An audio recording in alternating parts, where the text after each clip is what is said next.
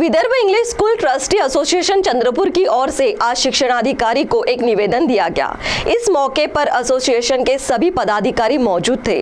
तो आइए जानते हैं यह निवेदन किस संदर्भ में दिया गया इस खबर में। Vidarbha English school trustee association की ओर से आज शिक्षणाधिकारी को एक पत्र दिया गया। इस मौके पर Vidarbha English school trustee association के सभी पदाधिकारी मौजूद थे। तो आइए सुनते हैं इस निवेदन के संदर्भ में Vidarbha school trustee association Chandrapur के अध्यक्ष गिरीश चांडक ने मीडिया को विस्तार पूर्वक क्या जानकारी दी। आज आम्ही शिक्षणाधिकारी प्राथमिक मॅडम यांची भेट घेतली।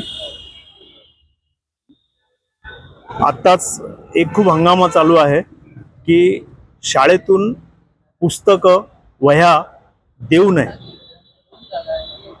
त्या विषयावर आम्ही त्यांना भेटलो आणि त्यांना सांगितलं आम्ही की आम्ही शाळावाले व्यवसाय करत नाहीये, एक सुविधा म्हणून आम्ही पालकांना पुस्तकं तिथे उपलब्ध करून देतो आणि कोणालाही याबाबत सक्ती करत नाहीये की तुम्ही इथूनच घेतलं पाहिजे।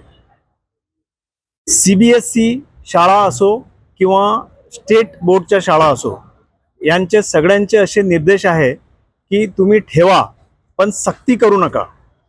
CBSE ने बाकायदा सर्क्युलर काढलेला आहे की तुम्ही एक ट्रंक शॉप म्हणून आपल्या शाळेमध्ये शॉप स्थापन करावी, जिथे आपण बाजारापेक्षा आणखीन जर स्वस्त देऊ शकलो त्यांना तर स्वस्तमध्ये द्यावं पालकांना आणि पालकांना ती सुविधा द्यावी। तुम्ही पालकांना, सगळ्या शाळांच्या पालकांना हीच नम्र विनंती करतो की तिथे सेल म्हणून न जाता फक्त तिथे सुविधा उपलब्ध आहे म्हणून जावे।